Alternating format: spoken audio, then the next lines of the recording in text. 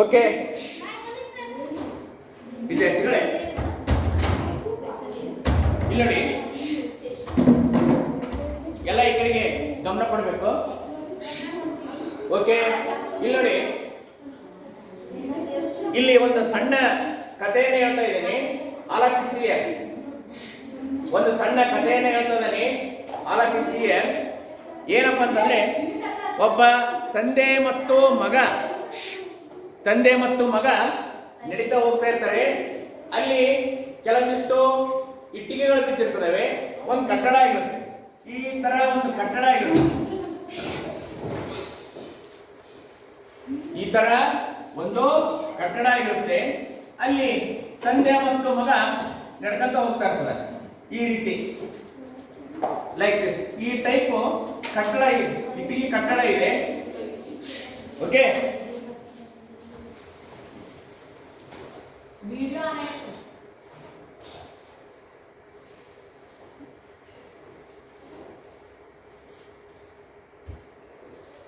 ಈ ಟೈಪ್ ಕಟ್ಟಡ ಇರುತ್ತೆ. ಇವೆಲ್ಲ ಎದರಿಂದ ನಿರ್ಮಾಣ ಆಗಿದೆ ನೋಡಿ. ಈ ಗೋಡೆ ಎದರಿಂದ ನಿರ್ಮಾಣ ಆಗಿದೆ? ಇಟ್ಟಿಗೆಯಿಂದ ನಿರ್ಮಾಣ ಆಗಿದೆ. ಹಾಗಾದ್ರೆ ಈ ಗೋಡೆ ನಿರ್ಮಾಣ ಆಗಬೇಕು ಅಂತಂದ್ರೆ ಏನಪ್ಪ ಮೇನ್ ಆಗಿ ಅಂತಂದ್ರೆ ಇಟ್ಟಿಗೆ. ಈ ಗೋಡೆ ಮುಖ್ಯವಾಗಿ ನಿರ್ಮಾಣ ಆಗಬೇಕು ಅಂತಂದ್ರೆ ಏನಾಗಿರ್ಬೇಕು? ಇಟ್ಟಿಗೆ. ಹಾಗಾದ್ರೆ ಇಟ್ಟಿಗೆಯಿಂದ ಈ ಗೋಡೆ ನಿರ್ಮಾಣ ಆಯ್ತು ವಿದ್ಯಾರ್ಥಿಗಳು, ಹೌದಾ? ಆ ಗೋಡೆ ಎದರಿಂದ ನಿರ್ಮಾಣ ಆಯ್ತು? ಇಟ್ಟಿಗೆಯಿಂದ ನಿರ್ಮಾಣ ಆಯ್ತು. ಇಟ್ಟಿಗೆ ಇರಲಿಲ್ಲಪ್ಪ ಅಂತಂದ್ರೆ ಈ ಗೋಡೆ ಇರ್ತಾ ಇರಲಿಲ್ಲ. ಹಾಗಾಗಿ ಯಾವುದೇ ಭೂಮಿಯ ಮೇಲೆ ಇರ್ತಕ್ಕಂಥ ಯಾವುದೇ ವಸ್ತು ನಿರ್ಮಾಣ ಆಗ್ಬೇಕು ಅಂತಂದ್ರೆ ಏನ್ ಬೇಕಾದ್ರೆ ಗೋಡೆ ನಿರ್ಮಾಣ ಆಗ್ಬೇಕು ಅಂತಂದ್ರೆ ಇಟ್ಟಿಗೆ ಬೇಕು. ಪ್ರಪಂಚದಲ್ಲಿರ್ತಕ್ಕಂಥ ಎಲ್ಲಾ ವಸ್ತುಗಳು ಎದರಿಂದ ನಿರ್ಮಾಣ ಆಗಿದಾವಪ್ಪ ಅಂತಂದ್ರೆ ಧಾತುವಿನಿಂದ ನಿರ್ಮಾಣ ಆಗಿದಾವೆ. ಎದರಿಂದ ನಿರ್ಮಾಣ ಆಗಿದಾವೆ? ಧಾತು. ಓಕೆ, ಧಾತುಗಳು, ಇವುಗಳಿಂದ ನಿರ್ಮಾಣ ಆಗಿದೆ ಎಲ್ಲಾ ವಸ್ತು. ಆ ವಿದ್ಯಾರ್ಥಿ ಅಥವಾ ಮಗು ಕೇಳ್ತಿದ್ರೆ ಅವ್ರ ಅಪ್ಪಾಜಿನ, ಈ ಗೋಡೆ ನಿರ್ಮಾಣ ಆಗಬೇಕು ಅಂತಂದ್ರೆ ಏನ್ ಬೇಕು ಅಂತ ಕೇಳ್ತದ. ನಾವು ಇಟ್ಟಿಗೆ ಅಂತ ಹೇಳ್ತಾನೆ ಅವ್ರ ಅಪ್ಪಾಜಿ. ಅದೇ ತರ ಹಾಗಾದ್ರೆ ಎಲ್ಲಾ ವಸ್ತುಗಳು ಈ ಇಟ್ಟಿಗೆಯಲ್ಲಿ ನಿರ್ಮಾಣ, ಗೋಡೆಯಲ್ಲಿ ನಿರ್ಮಾಣ ಆಯ್ತಲ್ಲ, ಅದೇ ತರ ಎಲ್ಲಾ ವಸ್ತು ನಿರ್ಮಾಣ ಆಗಬೇಕು ಅಂತಂದ್ರೆ ಏನ್ ಬೇಕು ಅಂತ ಕೇಳಿದಾಗ ಆ ತಂದೆ ಹೇಳ್ತಾನೆ, ಏನಪ್ಪ ಅಂತಂದ್ರೆ ಈ ಮೂಲ ವಸ್ತುಗಳು ಅಂತ ಏನಿದಾವಲ್ಲ, ಆ ಮೂಲ ವಸ್ತುಗಳು ಏನು, ಎಲ್ಲಾ ಭೂಮಿ ಮೇಲೆ ಇರ್ತಕ್ಕಂಥ ಎಲ್ಲಾ ವಸ್ತುಗಳು ಅಥವಾ ಎಲ್ಲಾ ಒಂದು ವಸ್ತುಗಳ ನಿರ್ಮಾಣ ಆಗಬೇಕು ಅಂತಂದ್ರೆ ಆ ಮೂಲ ವಸ್ತು ಬೇಕು. ಧಾತುಗಳಿಂದ ಭೂಮಿ ಮೇಲೆ ಇರ್ತಕ್ಕಂಥ ಎಲ್ಲಾ ವಸ್ತುಗಳ ನಿರ್ಮಾಣ ಆಗಿದ್ದೇವೆ ಅಂತ ಹೇಳಿದ್ರು. ಯಾರು ಹೇಳಿದ್ರು? ಆ ತಂದೆ ಹೇಳಿ. ಯಾರು ಹೇಳಿದ್ರು? ಮಗನಿಗೆ ಹೇಳಿ. ಓಕೆ, ಹಾಗಾದ್ರೆ ಧಾತುಗಳು ಎಲ್ಲಾ ವಸ್ತುಗಳ ನಿರ್ಮಾಣ ಆಗ್ಲಿಕ್ಕೆ ಮೂಲ ಕಾರಣ, ಹೌದಾ? ಈ ಒಂದು ಗೋಡೆ ಯಾವ ರೀತಿ ಭದ್ರವಾಗಿರ್ಲಿಕ್ಕೆ ಇಟ್ಟಿಗೆ ಕಾರಣನೋ ಅದೇ ರೀತಿ ಧಾತುಗಳು ಮುಖ್ಯವಾಗಿ ಕಾರಣ ಆಗಿದ್ದಾವೆ. ಅರ್ಥ ಆಯ್ತಾ? ಹಾಗಾದ್ರೆ ಈ ಧಾತುಗಳನ್ನ ಮತ್ತೆ ಗುಂಪು ಮಾಡಿದ್ರು. ಓಕೆ, ಅದು ಒಂದೊಂದೇ ಧಾತು ಇದೆಯೋ ಅಥವಾ ಜೊತೆಯಾಗಿದೆಯೋ, ಹೌದಾ? ಈ ರೀತಿ ಧಾತುಗಳನ್ನ ಮತ್ತೆ ವರ್ಗೀಕರಣ ಮಾಡಿದ್ರು. ಮುಖ್ಯವಾಗಿ ಧಾತುಗಳನ್ನ 3 ಗುಂಪು ಮಾಡ್ತಾರೆ. ಏನಂತ ಗುಂಪು ಮಾಡ್ತಾರಪ್ಪ ಅಂತಂದ್ರೆ ಲೋಹಗಳು, ಅಲೋಹಗಳು, ಲೋಹಾಭಗಳು ಅಂತ ಮಾಡ್ತಾರೆ. ಹೌದಾ? ಏನಂತ ಮಾಡ್ತಿದ್ದಾರೆ? ಲೋಹ, ಅಲೋಹ, ಲೋಹಾಭಗಳು. ಲೋಹಗಳಿಗೆ ಯಾರು ಉದಾಹರಣೆ ಹೇಳ್ತೀರಿ? ಹೇಳ್ರಿ ನೋಡೋಣ. ಯಾರು ಉದಾಹರಣೆ ಹೇಳ್ತೀರಿ ಲೋಹಗಳಿಗೆ? ಯಾರು ಉದಾಹರಣೆ ಹೇಳ್ತೀರಿ? ಕಬ್ಬಿಣ ಲೋಹನ ಅಲೋಹನ? ಲೋಹ. ಓಕೆ, ಸೋಡಿಯಂ ಏನು? ಸೋಡಿಯಂ ಲೋಹನೆ. ಓಕೆ, ಆಕ್ಸಿಜನ್ನು, ಕಾರ್ಬನ್ನು, ಓಕೆ, ಕ್ಲೋರಿನ್, ಇವೆಲ್ಲವುಗಳು ಏನಾಗ್ತದವೆ? ಅಲೋಹ. ಯಾವ ಅಲೋಹಗಳಾಗ್ತದವೆ? ಆಕ್ಸಿಜನ್ನು, ಕಾರ್ಬನ್ನು, ಕ್ಲೋರಿನ್. ಓಕೆ, ಹಾಗಾದ್ರೆ ಎಲ್ಲಾ ಮೂಲ ವಸ್ತುಗಳು, ಓಕೆ, ಭೂಮಿಯ ಮೇಲಿರ್ತಕ್ಕಂಥ ಎಲ್ಲಾ ವಸ್ತುಗಳು ಎದರಿಂದ ನಿರ್ಮಾಣ ಆಗಿದೆ ಅಂತ ಅರ್ಥ ಆಯ್ತು? ಧಾತುಗಳಿಂದ ನಿರ್ಮಾಣ ಆಗಿದ್ದಾವೆ ಅಂತ ಅರ್ಥ ಆಯ್ತು. ಎದರಿಂದ ನಿರ್ಮಾಣ ಆಗಿದ್ದಾವೆ? ಧಾತುಗಳಿಂದ ನಿರ್ಮಾಣ ಆಗಿದ್ದಾವೆ. ಹಾಗಾದ್ರೆ ಧಾತು ಅಂತಕ್ಕಂಥ ಪದವನ್ನ ಯಾಕೆ ಕಂಡುಹಿಡಿದ್ರು ಮೊದಲ ಬಾರಿಗೆ? ಧಾತು ಅಂತಕ್ಕಂಥ ಪದ, ಅದಕ್ಕೊಂದು ಹೆಸರು ಕೊಡಬೇಕಲ್ಲ. ರಾಬರ್ಟ್ ಬಾಯ್ಲ್ ಅಂತಕ್ಕಂಥ ವಿಜ್ಞಾನಿ, ಆ ವಿಜ್ಞಾನಿ ಹೆಸರು ಏನಪ್ಪ? Robert boil. ಆ ವಿಜ್ಞಾನಿ ಹೆಸರೇನು? Robert boil. 1661ರಲ್ಲಿ ಧಾತು ಅಂತಕ್ಕಂಥ ಒಂದು ಪದ ಅಂತ ಅವನು ಹೆಸರಿಸಿದ. ಧಾತು ಕಂಡುಹಿಡಿಲಿಲ್ಲ, ಆ ಧಾತು ಇದಕ್ಕೆ ಧಾತು ಅನ್ನಬೇಕು ಅಂತ ಯಾರು ಹೇಳಿದ್ರು? ಆ ವಿಜ್ಞಾನಿ ಹೆಸರೇನು? ರಾಬರ್ಟ್ ಬಾಯ್ಡ್ ಅಂತಕ್ಕಂಥ ವಿಜ್ಞಾನಿ ಧಾತು ಎಂಬ ಪದವನ್ನ ಮೂಲತವಾಗಿ ಬಳಸಿದ. ಆ ವಿಜ್ಞಾನಿ ಹೆಸರೇನು? Robert boiled. ಓಕೆ, ಹಾಗಾದ್ರೆ ಮತ್ತೆ ಧಾತುವನ್ನ ವೈಜ್ಞಾನಿಕವಾಗಿ ಅಂದ್ರೆ ಪ್ರಯೋಗಾತ್ಮಕವಾಗಿ ಅಧ್ಯಯನ ಮಾಡಿರೋರಲ್ಲಿ ಮತ್ತೊಬ್ಬ ವಿಜ್ಞಾನಿ ಆಂಟೋನಿ ಲಾರೆಂಟ್ ಲೆವೋಸಿಯರ್. ಅವ್ರ ಹೆಸರೇನು? ಆಂಟೋನಿ ಲೆವೋಸಿಯರ್. ಆಂಟೋನಿ ಏನಪ್ಪ ಅವ್ರ ಹೆಸರು? ಲೆವೋಸಿಯರ್. ಲೆವೋಸಿಯರ್ ಅಂತಕ್ಕಂಥ ವಿಜ್ಞಾನಿ ಈ ಧಾತುಗಳನ್ನ ರಾಸಾಯನಿಕ ಸಂಯೋಗಗಳ ಆಧಾರದ ಮೇಲೆ ಅಧ್ಯಯನ ಮಾಡಿದ. ಯಾರು? ಆಂಟೋನಿ ಲೆವೋಸಿಯರ್ ಅಂತಕ್ಕಂಥ ವಿಜ್ಞಾನಿ ಧಾತುಗಳನ್ನ ಏನು ರಾಸಾಯನಿಕ ಸಂಯೋಗಗಳ ಆಧಾರದ ಮೇಲೆ ಅಧ್ಯಯನ ಮಾಡಿ. ಹೌದಾ? ಹಾಗಾದ್ರೆ ನಿಮಗೆ ಗೊತ್ತಾಯ್ತು ಏನು? ಒಂದು ಗೋಡೆ ನಿರ್ಮಾಣ ಆಗ್ಲಿಕ್ಕೆ ಯಾವ ರೀತಿ ಇಟ್ಟಿಗೆ ಮೂಲನೋ ಅದೇ ತರ ಒಂದು ಏನು ಯಾವುದೇ ಒಂದು ವಸ್ತು ನಿರ್ಮಾಣ ಆಗ್ಬೇಕಂದ್ರೂ ಕೂಡ ಏನ್ ಬೇಕು? ಧಾತು ಬೇಕು ಅಂತ ಹೇಳಿದ್ರು. ಓಕೆ, ಇವರು ಧಾತು ಅಂತಕ್ಕಂಥ ಪದವನ್ನ ಹೇಳಿದ್ರು. ಆಂಟೋನಿ ಲೆವೋಸಿಯರ್ ಅಂತಕ್ಕಂಥ ವಿಜ್ಞಾನಿ ಆ ಧಾತುವನ್ನ ರಾಸಾಯನಿಕವಾಗಿ ಅಧ್ಯಯನ ಮಾಡಿದ್ರು. ಅರ್ಥ ಆಯ್ತಲ್ಲ? ಆ ಧಾತುವನ್ನ ಹೆಂಗ ಅಧ್ಯಯನ ಮಾಡಿದ್ರು? ರಾಸಾಯನಿಕವಾಗಿ ಪ್ರಯೋಗಾತ್ಮಕವಾಗಿ ಅಧ್ಯಯನ ಮಾಡಿದ್ರು. ಓಕೆ, ಈಗ ಏನಂದ್ರೆ ಧಾತುಗಳನ್ನ ಎಷ್ಟು ಗುಂಪುಗಳನ್ನ ವಿಂಗಡಣೆ ಮಾಡಿರೋ? 3 ಗುಂಪು. ಧಾತುಗಳನ್ನ ಎಷ್ಟು ಗುಂಪಾಗಿ ವಿಂಗಡಣೆ ಮಾಡಿರೋ? 3 ಗುಂಪು. ಲೋಹ, ಅಲೋಹ, ಲೋಹಾವ. ಎಷ್ಟು ಗುಂಪು ಮಾಡಿದ್ರು ಧಾತುಗಳನ್ನ? 3 ಗುಂಪು ಮಾಡಿದ್ರು. ಅವ್ಯಾವಪ್ಪ ಅಂತಂದ್ರೆ ಒಂದನೇದು ಲೋಹಗಳು ಅಂತ ಗುಂಪು ಮಾಡಿದ್ರು. ಲೋಹಗಳು ಅಂತಂದು ಏನು ಗುಂಪು ಮಾಡಿದ್ರು. ಎರಡನೇ ಯಾರಪ್ಪ? ಅಲೋಹಗಳು. ಎರಡನೇ ಯಾರಿಗೆ ಭಾಗ ಮಾಡಿದ್ರು? ಅಲೋಹಗಳು. ಮತ್ತೆ ಅದು ಲೋಹಾಪಗಳು. ಏನಂತ ವಿಂಗಡಣೆ ಮಾಡಿದ್ರು? ಲೋಹಾಪಗಳು ಅಂತ ವಿಂಗಡಣೆ ಮಾಡಿರು. ಲೋಹಗಳು, ಅಲೋಹಗಳು, ಮತ್ತಿನ್ನೊಂದು ಯಾವುದು? ಲೋಹಾಪಗಳು ಅಂತಂದು ಗುಂಪು ಮಾಡಿದ್ರು. ಸರಿನಾ? ಹಾಗಾದ್ರೆ ಲೋಹಗಳು ಸಾಮಾನ್ಯವಾಗಿ ಈ ಕಬ್ಬಿಣವನ್ನ ಲೋಹ ಅಂತ ಕರೆಯೋಣ, ಅಲೋಹ ಅಂತ ಕರೆಯೋಣ. ಹೇಳಿ ನೋಡೋಣ. ಕಬ್ಬಿಣವನ್ನ ಲೋಹ ಅಂತ ಕರೆಯೋಣ, ಅಲೋಹ ಅಂತ ಕರೆಯೋಣ? ಲೋಹ. ಎಸ್, ಒಂದೊಂದನ್ನ ಉದಾಹರಣೆ ಬರೀತೇನೆ. ಕಬ್ಬಿಣ ಸಂಕೇತ Fe, ಲೋಹ ಅಂತ ಕೇಳ್ತೀವಿ. ಓಕೆ, ಸರಿ. ಕಬ್ಬಿಣ. ಮತ್ತೆ ತಾಮ್ರವನ್ನ ಲೋಹ ಅಂತ ಕರೆಯೋಣ, ಅಲೋಹ ಅಂತ ಕರೆಯೋಣ? ಲೋಹ. ಅದು ಅದರ ಸಂಕೇತ ಏನು? Cu, ಲೋಹ, ತಾಮ್ರ. Sodium, cement ಸಂಗ್ರಹಿಸಿಟ್ಟಿರ್ತಾನೆ. ಸೋಡಿಯಂ ಕೂಡ ಅದು ಒಂದು ಲೋಹ. ಅಲ್ಯೂಮಿನಿಯಂ, ಅಲ್ಯೂಮಿನಿಯಂ ತಂತಿ, ಅಲ್ಯೂಮಿನಿಯಂ ಕೂಡ ಲೋಹ. Al ಅಂತ ಬರೆದೇನಿ. ಅಲ್ಯೂಮಿನಿಯಂ ಕೂಡ ಲೋಹವಾಗಿದೆ, Al ಅಲ್ವಾ? ಹಾಗಾದ್ರೆ ಮತ್ತಿನ್ಯಾವ ಉದಾಹರಣೆ ಮತ್ತೆ ಹೇಳಿ ನೋಡೋಣ. ಕಬ್ಬಿಣ ಆತು, ತಾಮ್ರ ಆತು, ಸೋಡಿಯಂ, ಅಲ್ಯೂಮಿನಿಯಂ, ಮೆಗ್ನೀಸಿಯಂ, ಅದು ಲೋಹ. ಮೆಗ್ನೀಸಿಯಂ ಸಂಕೇತ ಏನು? Mg. ಹಾಗಾದ್ರೆ ಇಷ್ಟೇ ಏಕೆ? ಬಂಗಾರ, ಬಂಗಾರ ಅದರ ಸಂಕೇತ ಏನು? Au. ಲೋಹನ, ಅಲೋಹನ? ಅದು ಲೋಹ. ಬೆಳ್ಳಿ, ಅದು ಕೂಡ ಏನು? ಲೋಹ. ಇಲ್ಲಿ ಕೇಳಿ. ಹಾಗಾದ್ರೆ ಇವಕ್ಕೆ ಎಂತ ಗುಣ ಐತಿ ಲೋಹಗಳಿಗೆ? ಕೇಳಿ ನೋಡೋಣ. ಹೊಳಿತದವ ಇಲ್ಲ ಲೋಹಗಳು? ಇವು ಹೊಳಿತವ ಇಲ್ಲ? ಹೊಳಿತವೆ.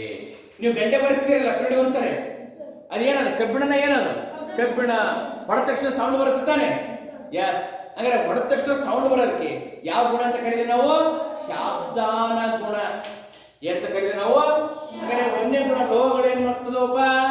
ಹೊಳೆಯುತ್ತವೆ. ಒಂದೇ ಗುಣ ಏನು? ಲೋಹಗಳು ಹೊಳೆಯುತ್ತವೆ. ಮತ್ತೆ ಲೋಹಗಳಿಗೆ ಯಾವ ಗುಣ ಇದೆ? ಎಂತ ಗುಣ ಇದೆ? ಹಿಂಗ್ ಹೊಡೆದ ತಕ್ಷಣ ಏನಾಗ್ತದವೆ? ಸೌಂಡ್ ಬರುತ್ತಾನೆ. ಅದಕ್ಕೆ ಎಂತ ಗುಣ ಅಂತ ಕರೀತೀವಿ ನಾವು? ಶಾಬ್ದಾನ ಗುಣ. ಏನಂತ ಕರೀತೀವಿ ನಾವು? ಶಾಬ್ದಾನ ಗುಣವಿದೆ. ಹೊಳಿತದವೆ, ಶಾಬ್ದಾನ ಗುಣ ಇದೆ. ಮತ್ತೆಂತ ಗುಣ ಇದೆ ಹೇಳಿ ನೋಡೋಣ. ತಂತಿ ಏನ್ ಮಾಡ್ಬೋತಾನೆ? ಲೋಹವನ್ನ ಲೋಹವನ್ನು ತಂತಿ ತರ ಮಾಡುವ ತಾನೆ, ಉದ್ದಕ್ಕೂ ತಂತಿ ಹೋಗಿದೆ ತಾನೆ, ಕರೆಂಟ್ ಹೋಗುತ್ತೆ ತಾನೆ ಅದ್ರ ಮೂಲಕ. ಎಸ್. ಹೇಗೆ ತಂತಿ ತರ ಮಾಡಿದ್ರು ಅದನ್ನ? ಅದ್ರ ಮೇಲೆ ಒತ್ತಡ ಹಾಕಿ ಅಥವಾ ಬಡಿದು ಉದ್ದನೆಯ ತಂತಿ ರೀತಿ ಮಾಡಿದ್ರು ಅದನ್ನ. ಹೌದಾ? ಉದ್ದನೆಯ ತಂತಿ ಆಗಲಿಲ್ಲ ಅಂತಂದ್ರೆ ವಿದ್ಯುತ್ ಪ್ರವಹಿಸಲಿಕ್ಕೆ ಸಾಧ್ಯ ಇತ್ತಾ? ನೋ, ವಿದ್ಯುತ್ ಪ್ರವಹಿಸ್ತಾ ಇರಲಿಲ್ಲ. ತಂತಿಯ ರೀತಿಯ ಪರಿವರ್ತನೆ ಮಾಡಲಾಯಿತು. ಓಕೆ, ಹಂಗಾರೆ ಲೋಹವನ್ನ ತಂತಿಯಂತೆ ಉದ್ದವಾಗಿ ಪರಿವರ್ತನೆ ಮಾಡಬಹುದು. ಮತ್ತೆ ಲೋಹವನ್ನ ತಟ್ಟೆ ರೀತಿಯನ್ನು ಮಾಡಬಹುದಾನೆ, ತಟ್ಟೆ ರೀತಿಯನ್ನು ಮಾಡಬಹುದಾನೆ. ಎಸ್, ತಟ್ಟೆ ರೂಪಕ್ಕೂ ಕೂಡ ಪರಿವರ್ತನೆ ಮಾಡಬಹುದು. ಈಗ ಲೋಹಗಳು ವಿದ್ಯುತ್ ವಾಹಕನ ಅವಾಹಕನ? ಮಾತಾಡಿ. ವಿದ್ಯುತ್ ವಾಹಕನ ಅವಾಹಕನ? ಉದಾಹರಣೆಗೆ ಆ ಅಲ್ಯೂಮಿನಿಯಂ ತಂತಿ ಮೇಲೆ ಕರೆಂಟ್ ಪಾಸ್ ಆಗುತ್ತೆ ತಾನೆ.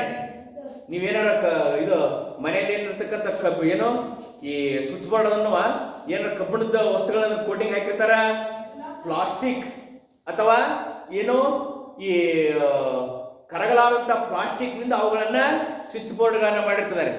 ಯಾಕೆ? ಪ್ಲಾಸ್ಟಿಕ್ ಅವಾಹಕ ಅಲ್ವಾ? ಹಂಗಾರೆ ಲೋಹಗಳು ಉಷ್ಣ ವಾಹಕಗಳಾಗಿದ್ದಾವೆ. ಲೋಹಗಳು ಏನಾಗಿದಾವಂತಪ್ಪ? ಉಷ್ಣ ವಾಹಕಗಳಾಗಿದ್ದಾವೆ. ಮತ್ತೆ ವಿದ್ಯುತ್ ವಾಹಕಗಳಾಗಿದ್ದಾವೆ.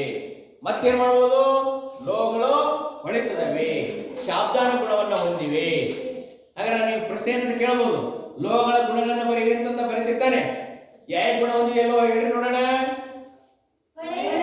ಹೊಳೆಯುತ್ತೆ. ಆಮೇಲೆ ಏನ್ ಮಾಡ್ತೇವೆ?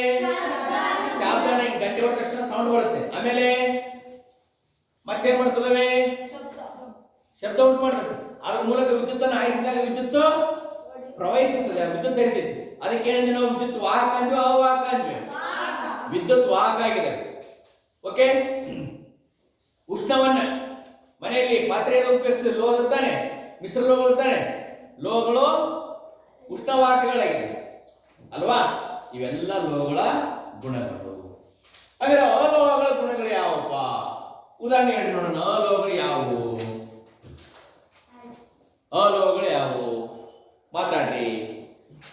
ಕಾರ್ಬನ್ ಮನೆಯಲ್ಲಿ ಇದ್ದಿಲಿ ಇದೆಯಲ್ಲ, ಕಾರ್ಬನ್. ಕಲ್ಲಿದ್ದಲಿ ಇದೆಯಲ್ಲ, ಅದು ಕೂಡ ಕಾರ್ಬನ್. ಕೋಕ್ ಅದು ಕೂಡ ಕಾರ್ಬನ್. ಡಂಬರ್ ಹಾಕ್ತದಾರಲ್ಲ ರೋಡಲ್ಲಿ, ಅದು ಕೂಡ ಕಾರ್ಬನ್. ಪೆಟ್ರೋಲಿಯಂ ಅಲ್ಲಿ ಏನಿರುತ್ತೆ ಅಲ್ಲಿ ಕೂಡ ಕಾರ್ಬನ್ ಇರುತ್ತೆ, ಹೈಡ್ರೋಕಾರ್ಬನ್ ರೂಪದಲ್ಲಿ ಇರುತ್ತೆ ಅಲ್ವಾ? ಎಸ್. ಹಾಗಾದ್ರೆ ಇವೆಲ್ಲವೂ ಕೂಡ ಕಾರ್ಬನ್ ಒಂದು ಅಲೋಹ. ಇದ್ರ ಜೊತೆಗೆ ಆಕ್ಸಿಜನ್, ಹೌದಲ್ಲ? ಕಾರ್ಬನ್, ಆಕ್ಸಿಜನ್, ಮತ್ತೇನು? Chlorine. Chlorine, carbon, oxygen, chlorine. ಮತ್ತೆ ಹೇಳಿ ನೋಡೋಣ ಅಲೋಹಗಳಿಗೆ. Bromine, hydrogen, iodine. ಹೇಗಂತೆ? ಬ್ರೋಮಿನ್, ಮತ್ತೇನು? ಹೈಡ್ರೋಜನ್, ಮತ್ತೇನು? ಅಯೋಡಿನ್. ಇವೆಲ್ಲವೂ ಕೂಡ ಅಲೋಹಗಳಿಗೆ ಉದಾಹರಣೆಯಾಗಿದ್ದಾವೆ. ಹಾಗಾದ್ರೆ ಅಲೋಹಗಳ ಗುಣ ಏನು? ಇಲ್ಲಿ ನೋಡಿ, ಲೋಹಗಳು ಘನ ರೂಪದಲ್ಲಿರ್ತಾವ, ದ್ರವ ರೂಪದಲ್ಲಿರ್ತಾವ, ಅನಿಲ ರೂಪದಲ್ಲಿರ್ತಾವ. ಯಾವ ರೂಪದಲ್ಲಿರ್ತವೆ ಲೋಹಗಳು? ಯಾವ ರೂಪದಲ್ಲಿರ್ತವೆ?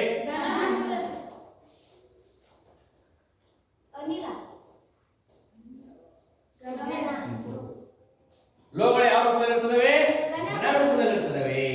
ಆದ್ರೆ ಅಲೋಹಗಳು ಇಲ್ಲಿ ನೋಡ್ರಿ, ಹಾಗೆ ಕಾರ್ಬನ್ ಘನ ರೂಪದಲ್ಲಿರುತ್ತೆ. ಹಾಗಾದ್ರೆ ಆಕ್ಸಿಜನ್ ಸೇರಿಸ್ತಕ್ಕಂಥ ಗಾಳಿ, ಆಮ್ಲಜನಕ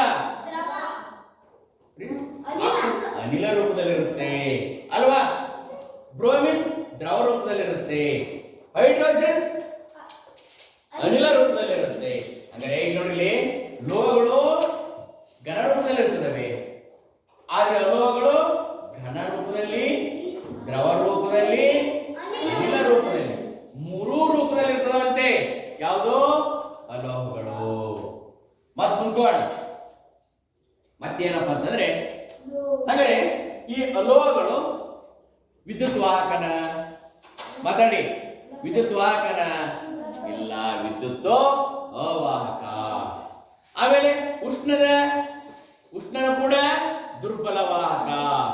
ವಿದ್ಯುತ್ತಿನ ವಾಹಕ ಅಲ್ಲ ಅವು, ಉಷ್ಣದ ವಾಹಕನ ಅಲ್ಲ, ದುರ್ಬಲ ವಾಹಕ ಇವು. ಅರ್ಥ ಆಯ್ತಾ? ಇವೇನಪ್ಪ ಅಲೋಹಗಳ ಗುಣಗಳಾಗಿದ್ದಾವೆ. ಹಾಗಾದ್ರೆ ಇನ್ನೊಂದು ಪದ ಹೇಳಿದೆ ನಾನು, ಏನು?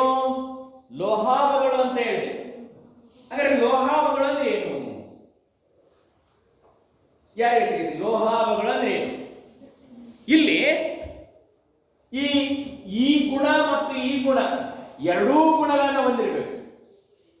ಯಾವುದು? ಲೋಹಾವಗಳು. ಹೇಗೆ?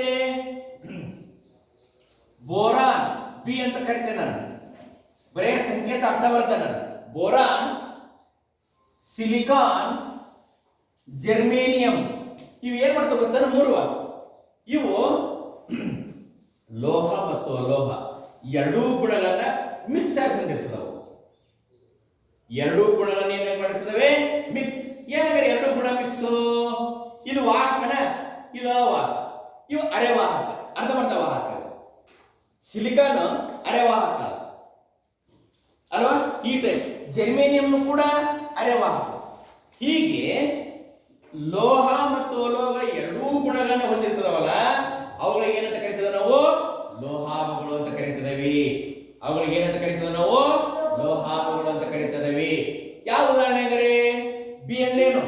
ಬೋರಾನ್. ನೆನಪಿಟ್ಕೊಂಡ್ರೆ ಆಮೇಲೆ ಕೇಳ್ತಾನೆ ನಾನು. ಬಿ ಅಂದ್ರೇನು? ಬೋರಾನ್. ಎಸ್ ಐ ಅಂದ್ರೇನು?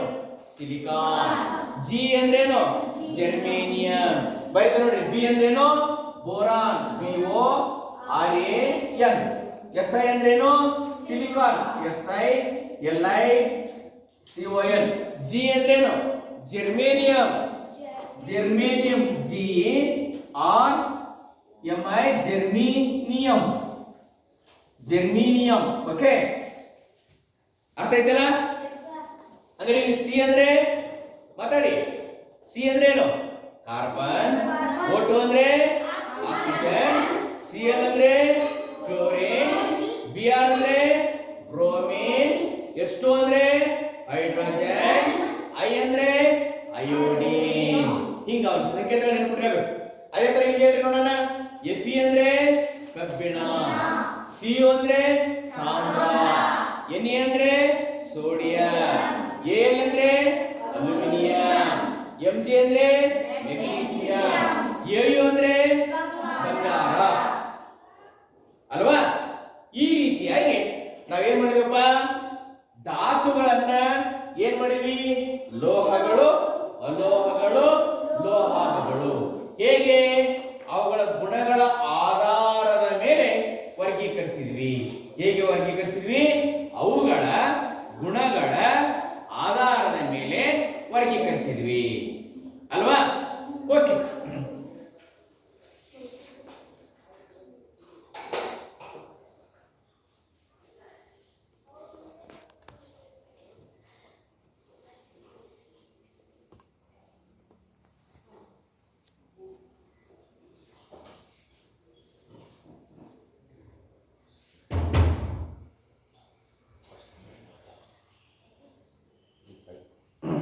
ಓಕೆ, ಇನ್ನ ವಿದ್ಯಾರ್ಥಿಗಳೇ, ನಾವೇನ್ ಮಾಡೋಣಪ್ಪ ಅಂತಂದ್ರೆ, ಈಗ ನಿಮಗೆ ಲೋಹಗಳು ಮತ್ತು ಅಲೋಹಗಳು ಮತ್ತು ಲೋಹಾವಗಳು ನೀವು ಅರ್ಥ ಮಾಡ್ಕೊಂಡ್ರಿ. ಸೊ ನೆಕ್ಸ್ಟ್ ಇಲ್ಲಿ ಒಂದು ಸಣ್ಣದೊಂದು ಇದನ್ನ ಮಾಡೋಣ. ಏನಪ್ಪಾ ಅಂತಂದ್ರೆ, ಒಂದು ಉದಾಹರಣೆಯನ್ನು ತೆಗೆದುಕೊಳ್ಳೋಣ. ಓಕೆ, ಅವು ಲೋಹಗಳು ವಿಭಿನ್ನವಾಗಿದ್ದ ಯಾವ ಗುಣವನ್ನು ಪ್ರದರ್ಶನ ಮಾಡ್ತವೆ, ಗುಂಪಾಗಿದ್ದ ಯಾವ ಗುಣವನ್ನು ಪ್ರದರ್ಶನ ಮಾಡ್ತವೆ ಅನ್ನೋದಕ್ಕೆ ಒಂದು ಉದಾಹರಣೆ ತೆಗೆದುಕೊಂಡು ನಾನು ನಿಮಗೆ ಎಕ್ಸ್ಪ್ಲೇನ್ ಮಾಡ್ತೀನಿ.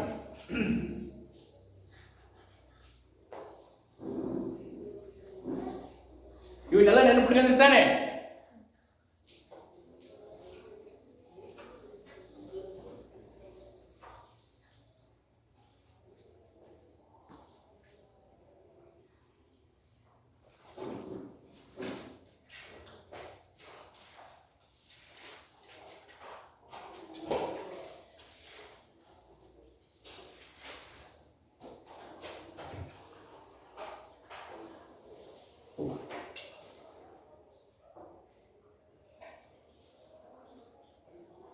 ಓಕೆ, ಇಲ್ಲಿ ನಾನು ಒಂದು ಉದಾಹರಣೆ ಬರೀತೇನೆ. ಏನಪ್ಪಾ ಅಂತಂದ್ರೆ, ಮೆಗ್ನೀಸಿಯಂ ಇದು ಲೋಹನ ಅಲೋಹನ ಹೇಳಿದಲ್ಲ ಮಾತಾಡಿ. ಲೋಹ. ಓಕೆ, ಇದು ಪಕ್ಕ ಏನು ಬರೀತೇನೆ ನಾನು? ಆಕ್ಸಿಜನ್ ಬರೀತೇನೆ. ಇದು ಲೋಹನ ಅಲೋಹನ ಹೇಳಿ ಬೇಗ. ಲೋಹ. ಇದು ಲೋಹ ಅಲೋಹ. 2 ಸೆಕೆಂಡ್ ಇದಾವೆ. ಓಕೆ, 2 ಸೆಕೆಂಡ್ ಇದಾವೆ. 2 ಸೆಕೆಂಡ್ ಏನಾಯ್ತು? ಮೆಗ್ನೀಸಿಯಂ ಆಕ್ಸೈಡ್ ಆಗಿದೆ. ಹಾಗಾದ್ರೆ ಇದು ಧಾತು, ಇದು ಧಾತು. ಹಾಗಾದ್ರೆ ಇದಕ್ಕೇನಂತ ಕರೆಯೋಣ? ಸಂಯುಕ್ತ ಅಂತ ಕರೆಯೋಣ. ಇದಕ್ಕೇನಂತ ಕರೆಯೋಣ? ಇದಕ್ಕೆ ಸಂಯುಕ್ತ ಅಂತ ಕರೆಯೋಣ. ಓಕೆ, ಹಾಗಾದ್ರೆ ಸಂಯುಕ್ತ ಅಂದ್ರೆ ಏನಪ್ಪಾ ಅಂತಂದ್ರೆ 2 ಅಥವಾ 2ಕ್ಕಿಂತ ಹೆಚ್ಚು ಧಾತುಗಳು ರಾಸಾಯನಿಕವಾಗಿ ಸೇರಿ ಉಂಟಾಗುವ ವಸ್ತುವೇ ಸಂಯುಕ್ತವಾಗಿದೆ. ಅರ್ಥ ಆಯ್ತಾ? 2 ಅಥವಾ 2ಕ್ಕಿಂತ ಧಾತುಗಳು ಹೆಂಗ್ ಸೇರಿದವೆ? ರಾಸಾಯನಿಕವಾಗಿ ಸೇರಿದೆ. ಸೇರಿ ಉಂಟಾಗುವ ವಸ್ತುವೇ ಸಂಯುಕ್ತ. ಓಕೆ, ಹಾಗಾದ್ರೆ ನಾನು ನಿಮಗೆ ಪ್ರಶ್ನೆ ಏನಂತ ಕೇಳಬಹುದು? ಸಂಯುಕ್ತ ಅಂದ್ರೆ ಏನಂತ ಕೇಳಬಹುದು. ಅವ ನೀವು ರೆಡಿ ಇರಬೇಕು, ಹೇಳಿ. ಓಕೆ, ಹಾಗಾದ್ರೆ ಸಂಯುಕ್ತ ಅಂದ್ರೆ ಏನು? 2 ಅಥವಾ 2ಕ್ಕಿಂತ ಹೆಚ್ಚಿನ ಧಾತುಗಳು ರಾಸಾಯನಿಕವಾಗಿ ವರ್ತಿಸಿ ಉಂಟಾಗುವ ಉತ್ಪನ್ನವೇ ಸಂಯುಕ್ತ. ಇಲ್ಲಿ ನೋಡಿಲ್ಲಿದೆ 2 ಧಾತುಗಳಿದಾವೆ ಅಲ್ವಾ? ಒಂದನೇ ಧಾತು ಯಾವುದು? ಮೆಗ್ನೀಸಿಯಂ. ಇನ್ನೊಂದು ಧಾತು ಯಾವುದು? ಆಕ್ಸಿಜನ್. 2 ಸೇರಿ ಏನಾಗಿದ್ದಾವೆ? ಮೆಗ್ನೀಸಿಯಂ ಆಕ್ಸೈಡ್ ಆಗಿದೆ ಅಲ್ವಾ? ಈ ಕಡೆ ನೋಡಿ, ಈ ಕಡೆ ಕೇಳಿ. ಇಲ್ಲಿ 2 ಗುಂಪು ಮಾಡೋಣ ನಾವು. ಇಲ್ಲಿ ಒಂದು ಸಣ್ಣದಾದ ಒಂದು ಉದಾಹರಣೆ ಹೇಳ್ತೇನೆ ಅಥವಾ ಚಟುವಟಿಕೆ ಹೇಳ್ತೇನೆ. ಈ ಕಡೆ ಕೇಳಿ. 2 ಗುಂಪು. 1ನೇ ಗುಂಪಿನಲ್ಲಿ ಏನ್ ಕೊಡೋಣಪ್ಪ ಅಂತಂದ್ರೆ ಕಬ್ಬಿಣದ ಪುಡಿ. 1ನೇ ಗುಂಪಿನ ವಿದ್ಯಾರ್ಥಿಗಳಿಗೆ ಏನ್ ಕೊಡೋಣ? ಕಬ್ಬಿಣದ ಪುಡಿಯನ್ನು ಕೊಡೋಣ. ಸಂಕೇತ ಏನು ಕಬ್ಬಿಣಕ್ಕೆ? ಕಬ್ಬಿಣದ ಸಂಕೇತ ಏನು ಬರ್ತೀನಿ ಇಲ್ಲಿ ನೋಡಿ. ಇಲ್ಲಿ ಕಬ್ಬಿಣ ಸಂಕೇತ ಏನು? Fe. ಇನ್ನೊಂದು ಗುಂಪು ಮಾಡೋಣ. ವಿದ್ಯಾರ್ಥಿನಿಯರು ಒಂದು ಗುಂಪು Fe ಕಬ್ಬಿಣದ ಪುಡಿಯನ್ನು ಕೊಟ್ಟಿದ್ದೇವೆ. ವಿದ್ಯಾರ್ಥಿಗಳ ಒಂದು ಗುಂಪು, ವಿದ್ಯಾರ್ಥಿಗಳ ಗುಂಪು 2 ಅಂತ ಬರೆಯೋಣ. ಅವ್ರಿಗೆ ಏನ್ ಕೊಟ್ಟಿದ್ದೇವೆ? ಸಲ್ಫರ್ ಪುಡಿ. ಏನ್ ಕೊಟ್ಟದ ನಾವು? ಸಲ್ಫರ್ ಪುಡಿ. ಇದ್ರ ಸಂಕೇತ ಏನಪ್ಪಾ ಅಂತಂದ್ರೆ ಗ್ಯಾಸ್. ಸಲ್ಫರಿಕ್ ಸಂಕೇತ ಏನು? ಗ್ಯಾಸ್. ಕಬ್ಬಿಣ ಇಲ್ಲಿ ಕೇಳಿ. ಕಾಂತವನ್ನು ಹತ್ರ ಹೋದ ತಕ್ಷಣ ಏನ್ ಮಾಡುತ್ತ? ಆಕರ್ಷಣೆ ಮಾಡುತ್ತೆ, ವಿಕರ್ಷಣೆ ಮಾಡುತ್ತ? ಮಾತಾಡಿ. ಆಕರ್ಷಣೆ ಮಾಡ್ತತಿ. ಯಾವುದು? ಕಬ್ಬಿಣ. ಏನನ್ನ? ಕಾಂತವನ್ನ. ಹೌದಾನೆ? ಸಲ್ಫರ್ ಅಲೋಹ ಆಗಿರೋದ್ರಿಂದ ಇದೇನ್ ಮಾಡ್ತತಿ? ಕಾಂತವನ್ನ ಆಕರ್ಷಣೆ ಮಾಡೋದಿಲ್ಲ ಅಲ್ವಾ? ಈಗ ಏನ್ ಮಾಡೋಣ? ಈಗ ಮಕ್ಕಳು ಒಂದು ಗುಂಪಿಗೆ ಕಬ್ಬಿಣದ ಪುಡಿ, 2 ಗುಂಪಿಗೆ ಸಲ್ಫರ್ ಪುಡಿ ಕೊಟ್ಟಿದ್ದೇವೆ. ಈಗೇನ್ ಮಾಡೋಣ? ಅದರಲ್ಲೇ ಸ್ವಲ್ಪ ಮಿಶ್ರಣವನ್ನ, ಇದರಲ್ಲಿ ಸ್ವಲ್ಪ ಇದರಲ್ಲಿ ಸ್ವಲ್ಪ, 2 ಮಿಶ್ರಣ ಮಾಡೋಣ. ಇಲ್ಲಿ ಗುಂಪು 3, ಗುಂಪು 3. ಅದರಿಂದ 4 ವಿದ್ಯಾರ್ಥಿಗಳಿಗೆ ಏನ್ ಮಾಡೋಣ? 2 ಮಿಶ್ರಣ ಮಾಡಿದ್ಕೊಳ್ಳೋಣ. ಯಾವ್ದಪ್ಪ? ಕಬ್ಬಿಣ ಇದೆ, ಕಬ್ಬಿಣ ಇದೆ ಪ್ಲಸ್ ಸಲ್ಫರ್ ಇದೆ. ಕಬ್ಬಿಣ ಇದೆ, ಸಲ್ಫರ್ ಇದೆ. 2 ಮಿಶ್ರಣ ಮಾಡೋಣ. ಸರಿನಾ? ಈಗೇನ್ ಮಾಡೋದು? 2 ಮಿಶ್ರಣಕ್ಕೆ ನೋಡಿದೆ. ಇದು ಶಾಂಪಲ್ ಇದೆ. ಯಾವುದು? ಕಬ್ಬಿಣದ ಪುಡಿ ಇದೆ, ಸಲ್ಫರ್ ಪುಡಿ ಇದೆ, ಕಬ್ಬಿಣದ ಸ್ವಲ್ಪ 2 ಮಿಶ್ರಣ ಆಗಿದ್ದಿದೆ. ಈಗೇನ್ ಮಾಡೋಣ? ಈ 2 3ಕ್ಕೂ ಏನ್ ಮಾಡೋಣಪ್ಪ ಅಂತಂದ್ರೆ ಮೊದಲು ಇಲ್ಲೇನು 1ನೇ ಗುಂಪು ತೆಗೆದುಕೊಂಡದವಲ್ಲ, ಇದಕ್ಕೆ ಕಾಂತವನ್ನ ತೋರಿಸಿ ಪರೀಕ್ಷೆ ಮಾಡೋಣ. ಕಾಂತ, ಒಂದು ಕಾಂತವನ್ನ ಇದಕ್ಕೆ ಇದ್ರ ಹತ್ರ ಇಡೋಣ. ಅವಾಗ ಏನಾಯ್ತಿದು? ಕಬ್ಬಿಣದ ಪುಡಿ ಆಕರ್ಷಣೆ ಆಯ್ತಾ ಇಲ್ಲ? ಆಕರ್ಷಣೆ. ಇದಕ್ಕೆ ಕಾಂತವನ್ನ ಹಿಡಿಯೋಣ. ಯಾವುದು? 2ನೇ ಗುಂಪಿಗೆ ಕಾಂತವನ್ನ ತೋರಿಸಿದಾಗ ಅಥವಾ ಕಾಂತದಿಂದ ಪರೀಕ್ಷೆ ಮಾಡಿದಾಗ ಈ ಪುಡಿ ಆಕರ್ಷಣೆ ಆಯ್ತಾ ಇಲ್ಲ? ಆಗುತ್ತೆ. ಇದರಷ್ಟಲ್ಲ. ಯಾಕೆ ಹೇಳಿದ್ರಾಗ ಇದು ಸಲ್ಫರ್ ಪುಡಿ ಅಲೋ ಆದ ಆಕರ್ಷಣೆ ಆಗೋದಿಲ್ಲ. ಇಲ್ಲಿ 3ನೇ ಗುಂಪಿಗೆ ಇಲ್ಲಿ ಕೂಡ ಕಾಂತದಿಂದ ಪರೀಕ್ಷೆ ಮಾಡೋಣ. ಕಾಂತದಿಂದ ಪರೀಕ್ಷೆ ಮಾಡಿದಾಗ ಏನಾಯ್ತು? ಇಲ್ಲಿ ಸ್ವಲ್ಪ ಆಕರ್ಷಣೆ ಐತಿ. ಯಾಕಂದ್ರೆ ಕಬ್ಬಿಣದ ಪುಡಿನೇ ಐತಿ, ಸಲ್ಫರ್ ಪುಡಿನೇ ಐತಿ. ಮತ್ತೆ ಈಗ ಏನ್ ಮಾಡೋಣಪ್ಪ ಅಂತಂದ್ರೆ ಇದಕ್ಕೆ ಈ ಸ್ವಲ್ಪ ಪುಡಿಗೆ, ಕಬ್ಬಿಣದ ಪುಡಿಗೆ, ಈ ಮಿಶ್ರಣದ ಪುಡಿಗೆ ಇದಕ್ಕೂ ಏನಕ್ಕಣಪ್ಪ ಅಂತಂದ್ರೆ ಹೈಡ್ರೋಕ್ಲೋರಿಕ್ ಆಮ್ಲವನ್ನು ಹಾಕೋಣ. ಯಾವ ಆಮ್ಲ ಹಾಕೋಣ? ಹೈಡ್ರೋಕ್ಲೋರಿಕ್ ಆಮ್ಲ. Okay, yes. ಈ ಮೂರ್ಖವ ಏನ್ ಹಾಕೋಣಪ್ಪ ಅಂತಂದ್ರೆ ಹೈಡ್ರೋಕ್ಲೋರಿಕ್ ಆಮ್ಲ ಹಾಕೋಣ. ಏನಾಗುತ್ತೆ ನೋಡೋಣ. ಓಕೆ, ಹೈಡ್ರೋಕ್ಲೋರಿಕ್ ಆಮ್ಲ ಹಾಕಿದಾಗ ಗುಂಪು ಒಂದಕ್ಕೆ ನೋಡೋಣ ಏನಾಗುತ್ತೆ ಅಂತ. ಇಲ್ಲ ಹಾಕಿರಿ ಕಬ್ಬಿಣದ ಪುಡಿ ಯಾವ್ದನಪ್ಪ? ಕಬ್ಬಿಣದ ಪುಡಿ ಐತಿ, ಹೈಡ್ರೋಕ್ಲೋರಿಕ್ ಆಮ್ಲ ಆಗ್ತದೆ. Fe plus HCl. ಅವಾಗ ಏನಾಗಬಹುದು? ಇಲ್ಲಿ ಕಬ್ಬಿಣ ಮತ್ತು ಕ್ಲೋರಿನ್ ಎರಡು ಸೇರ್ಕೊಂಡ್ಬಿಡ್ತದೆ, ಫೆರಿಕ್ ಕ್ಲೋರೈಡ್ ಆಗುತ್ತೆ. ಓಕೆ, ಪ್ಲಸ್ ಹೈಡ್ರೋಜನ್ ಅನಿಲ ಬಿಡುಗಡೆ ಆಯ್ತು. ಓಕೆ, ಇಲ್ಲಿ ಏನ್ ಬಿಡುಗಡೆ ಆಯ್ತು? ಹೈಡ್ರೋಜನ್ ಅನಿಲ ಬಿಡುಗಡೆ ಆಯ್ತು. ಓಕೆ, ಆದ್ರೆ ಇಲ್ಲಿ ಸಲ್ಫರ್ ಪುಡಿ ಐತಿ. ಈ ಸಲ್ಫರ್ ಪುಡಿಗೆ ಇಲ್ಲಿ ಕೂಡ ಆಮ್ಲವನ್ನು ಹಾಕೋಣ. ಯಾವ ಆಮ್ಲವನ್ನು ಹಾಕೋಣಪ್ಪ ಅಂತಂದ್ರೆ ಸಲ್ಫ್ಯೂರಿಕ್ ಆಮ್ಲವನ್ನು ಹಾಕಬಹುದು. ಓಕೆ, ಅಥವಾ ಹೈಡ್ರೋಕ್ಲೋರಿಕ್ ಆಮ್ಲ ಏನು ಆಮ್ಲವನ್ನು ಹಾಕಬಹುದು. ಇಲ್ಲಿ ಯಾವ ಇದಕ್ಕೆ? ಸಲ್ಫರ್ಗೆ ಎಸ್ ಸಲ್ಫರ್ ಪ್ಲಸ್ HCl ಹಾಕಿದೆ. ಅವಾಗ ಏನಾಗಬಹುದಪ್ಪ? ಇಲ್ಲಿ ಕೂಡ ಏನ್ ಬಿಡುಗಡೆ ಆಯ್ತು? Carbon CS2, carbon disulphide. CS2 carbon disulphide ಬಿಡುಗಡೆ ಆಗುತ್ತೆ. ಅಂದ್ರೆ ಯಾವ ತರ ವಾಸನೆ ಬರುತ್ತೆ ಅಂದ್ರೆ ಕೊಳೆತ ಮೊಟ್ಟೆ ತರ ವಾಸನೆ ಬರುತ್ತಂತೆ, ಕಾರ್ಬನ್ ಡೈಸಲ್ಫೈಡ್. ಹೌದಾ?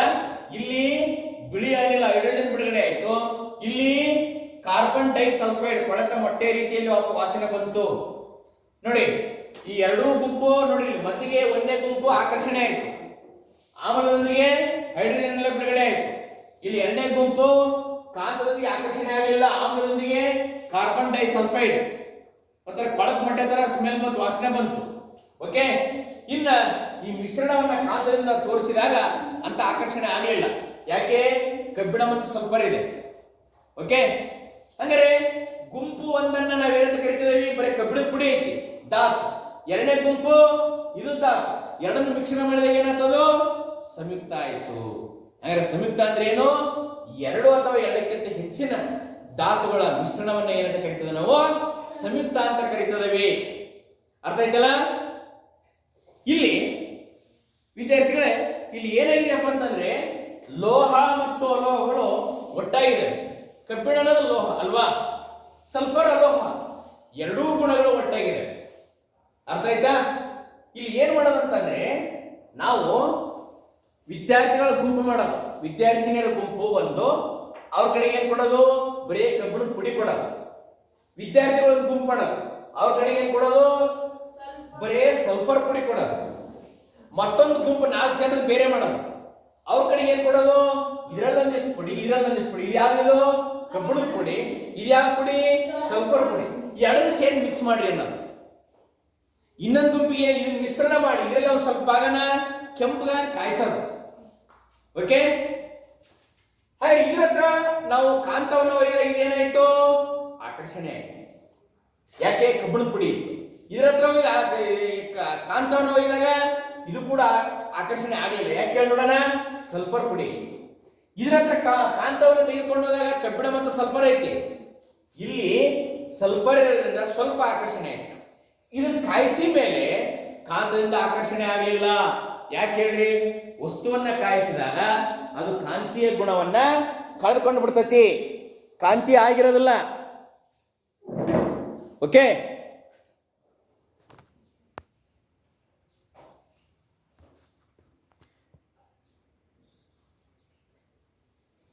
ಆದ್ದರಿಂದ ನೋಡಿ, ಇಲ್ಲಿ ಕಾಯಿಸಿ ಮೇಲೆ ನಾನು ಹೇಳಿದೆ ಒಂದು ಗುಂಪು ಕಾಯಿಸ್ಬೇಕು ಅಂತ ಹೇಳಿದ್ದೆ.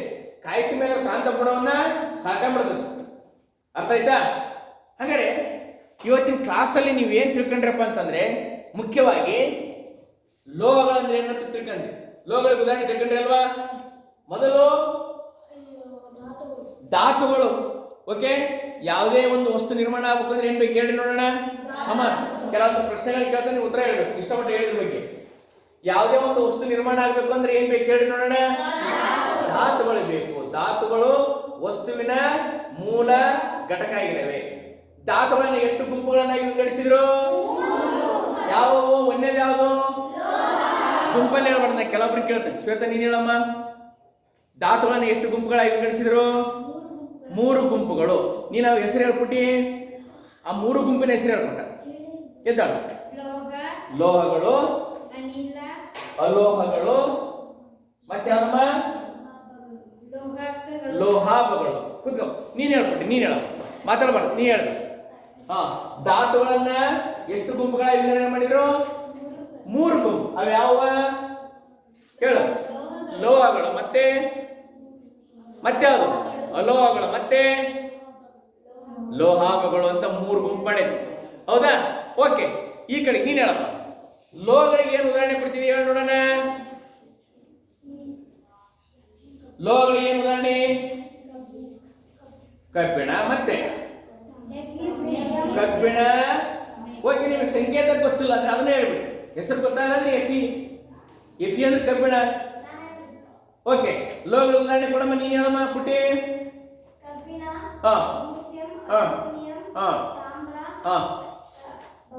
Very good, sit down. Okay, ಅಲೋಹಗಳಿಗೆ ಉದಾಹರಣೆ ನೀನ್ ಹೇಳ್ಬಿಟ್ಟು. ಸಿಂಧು ನೀನ್ ಹೇಳೋ, ಅಲೋಹಗಳಿಗೆ ಉದಾಹರಣೆ ಕೊಡವ. ಹೇಳು, ಅಲೋಹಗಳಿಗೆ ಉದಾಹರಣೆ ಏನು? ಸಿ ಅಂದ್ರೆ ಏನು? ಸಿ ಅಂದ್ರೆ ಏನು? ಕಾರ್ಬನ್. ಆಮೇಲೆ ಏನು ಉದಾಹರಣೆ? ಆಮೇಲೆ ಕ್ಲೋರಿನ್, ಆಮೇಲೆ ಬ್ರೋಮಿನ್ ಅಲ್ವ. ಇವೇನು ಅದಕ್ಕೆ ಉದಾಹರಣೆ? ಇವು ಅಲೋಹಗಳಿಗೆ ಉದಾಹರಣೆ. ಓಕೆ, ಇನ್ನು ಲೋಹಾಭಗಳಿಗೆ ಯಾರು ಉದಾಹರಣೆ ಕೊಡ್ತೀರಿ? ಲೋಹಾಭಗಳಿಗೆ ಯಾರು ಉದಾಹರಣೆ ಕೊಡ್ತೀರಿ? ಲೋಹಾಭಗಳಿಗೆ ಯಾರು ಉದಾಹರಣೆ ಕೊಡ್ತೀರಿ? ಕಮಾನ್, ಅಲ್ಲಿ ಯಾರು ಕೈ ಎತ್ತಿ, ಬೇಗ ಕೈ ಎತ್ತಬೇಕು. ಲೋಹಾಭಗಳಿಗೆ ಯಾರು ಉದಾಹರಣೆ ಕೊಡ್ತೀರಿ? ಹೇಳೋ, ಲೋಹಾಭಗಳಿಗೆ ಯಾವ ಉದಾಹರಣೆ? BSiGe. G means germanium. ಲೋಹಗಳ ಒಂದೆರಡು ಗುಣಗಳು ಹೇಳ್ಬೇಕಲ್ಲ, ಯಾರು ಹೇಳ್ತೀರಿ? ಸಿಡಮ್ ಪ್ಲೀಸ್. ಲೋಹಗಳ ಗುಣಗಳನ್ನ ಹೇಳ್ಬೇಕು. ಯಾರು ಹೇಳ್ತೀರಿ ಲೋಹಗಳ ಗುಣಗಳು? ಎಸ್ ಕಮಾನ್, ಲೋಹಗಳ ಗುಣಗಳು ಹೇಳ್ಬೇಕು. ಲೋಹಗಳು ಹೊಳೆಯುತ್ತವೆ, ಮತ್ತೆ ಶಾಬ್ದಾನ ಗುಣವನ್ನ ಹೊಂದಿವೆ, ಮತ್ತೆ ವಿದ್ಯುತ್ ವಾಹಕಗಳಾಗಿದ್ದಾವೆ. ಇವೇ ನೀವು ಲೋಹಗಳ ಗುಣಗಳಾಗಿದ್ದಾವೆ. ಅರ್ಥ ಆಯ್ತಾ? ಓಕೆ.